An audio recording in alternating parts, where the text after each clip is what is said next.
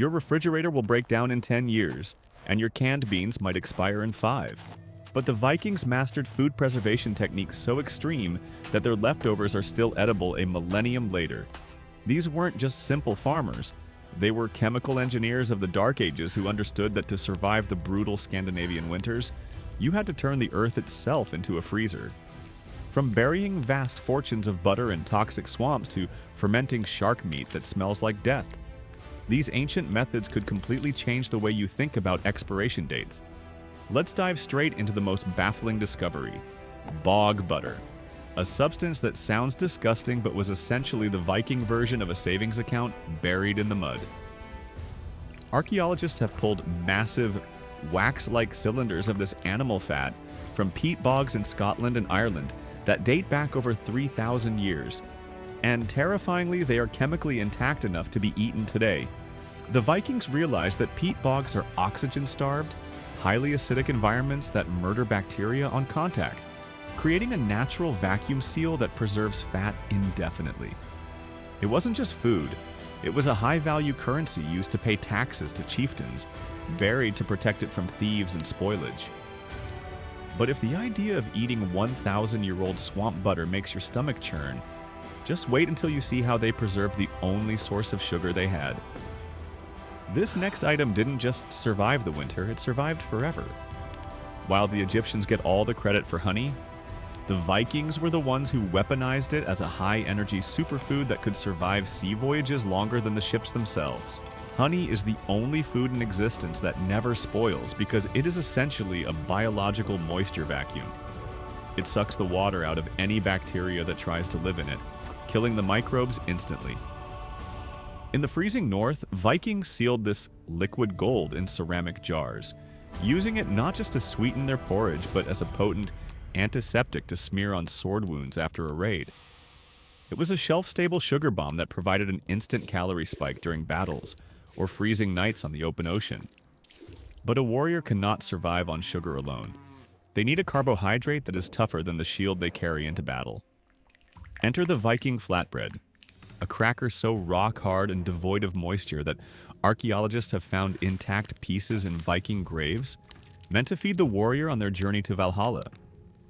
Made from barley or rye and baked on scorching hot iron griddles until every molecule of water evaporated, these breads were essentially indestructible tiles of nutrition. They were engineered for travel, hung from the rafters of longships where the salty sea air would only preserve them further, ready to be soaked in stew or ale months later. Bread and honey are great, but the Vikings needed protein that wouldn't rot in the summer heat. Their solution was a dairy product so chemically advanced that it is still considered a superfood today. You might think dairy is the most fragile food group, destined to go rancid in days, but the Norse cracked the code with a creamy weapon called skyr. Unlike modern yogurt, skyr was made using heirloom bacterial cultures that were so aggressive they outcompeted any spoilage organisms, essentially fermenting the milk into a solid, protein-packed cheese curd. Think of it as edible armor for the gut. It was low in fat, incredibly dense in nutrients, and could be stored in cool underground cellars for months without spoiling. This wasn't just breakfast, it was strategic war fuel that entire communities relied on to prevent starvation when the snow blocked the doors.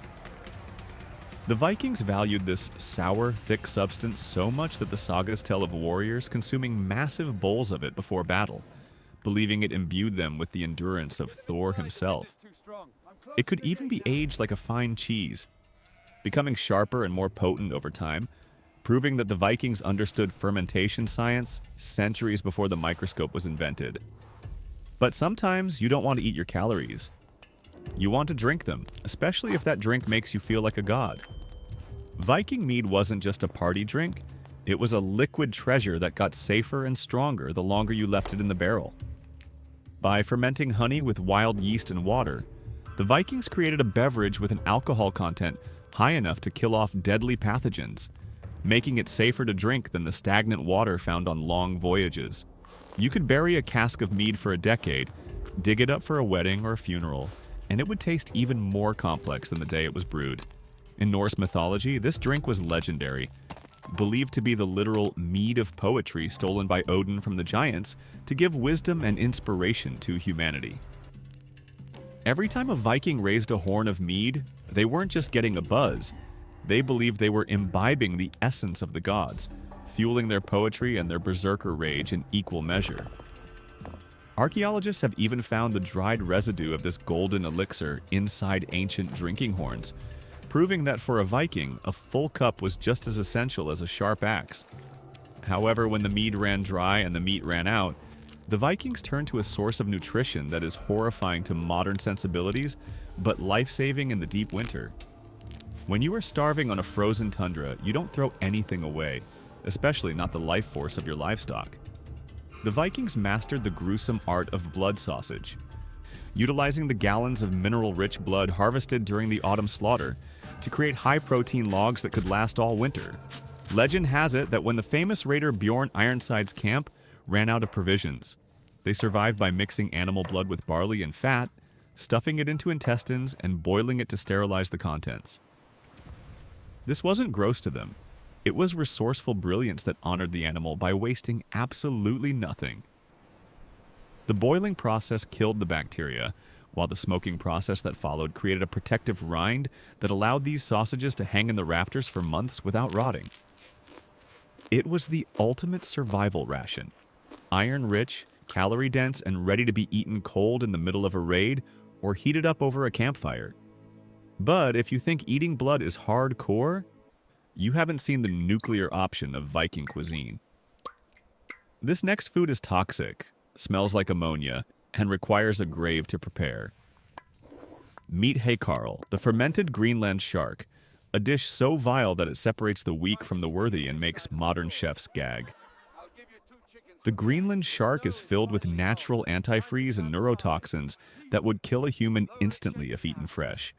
So the Vikings invented a way to tame the poison through rot. They would gut the shark, bury it in a shallow grave under heavy stones to press out the uric acid, and leave it to ferment for months until the flesh decayed into something edible. This wasn't about flavor, it was about survival at any cost, transforming a lethal predator into a winter food source. After digging up the shark, they would hang the strips of meat to dry in the wind, creating a crust that sealed in the ammonia-scented, cheese-textured meat inside. Vikings believed eating this gave them strength and connected them to their ancestors, largely because if you can stomach a rotting shark, you can probably stomach anything the world throws at you. Shark meat is intense, but the Vikings also relied on a humble root vegetable that served as the backbone of their pantry long before the potato ever arrived in Europe. Before the potato conquered the world, the turnip was the undisputed king of the Viking root cellar. These hardy vegetables were virtually indestructible when stored in cool, dry pits packed with straw or sand, remaining crisp and edible through the longest, darkest winters. They were boiled, roasted, or fermented in earthenware jars, providing critical vitamins and carbohydrates when the snow was too deep to hunt. But they didn't just look to the earth for vegetables, they looked to the freezing ocean for green gold. Vikings harvested massive amounts of seaweed, drying it on wooden racks until it was like jerky, creating a mineral-rich snack that never spoiled as long as it was kept dry. This seaweed was packed with iodine, which unknowingly prevented goiters and kept the thyroids of the Norse people healthy in a region where iodine deficiency was a common killer. From the bottom of the ocean to the tops of the trees, the Vikings missed nothing. Their final secret was a drink harvested straight from the forest that cleansed the body after a long winter. In the early spring, when food stores were at their lowest, the Vikings tapped the birch trees for their sap, creating a mineral-rich syrup that was rarer than gold. Unlike maple syrup, birch sap only flows for a few fleeting days a year, but once boiled down and sealed in clay pots, it became a shelf-stable medicine packed with antioxidants. It was used to sweeten bread, glaze meats, and served as a spring tonic to cleanse the winter blood and fight off the fatigue of the dark months. These preservation methods, burying butter, fermenting sharks, and drying blood, weren't just culinary choices.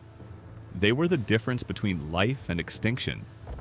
The Vikings conquered the world not just because they were better fighters, but because they were better at keeping their fuel tank full when everyone else was running on empty. but having a pantry full of preserved food is useless if you freeze to death in your sleep. You won't believe how the Vikings engineered their homes to survive 30-degree nights without electricity. Click this video right here to see the ultimate Viking survival hack.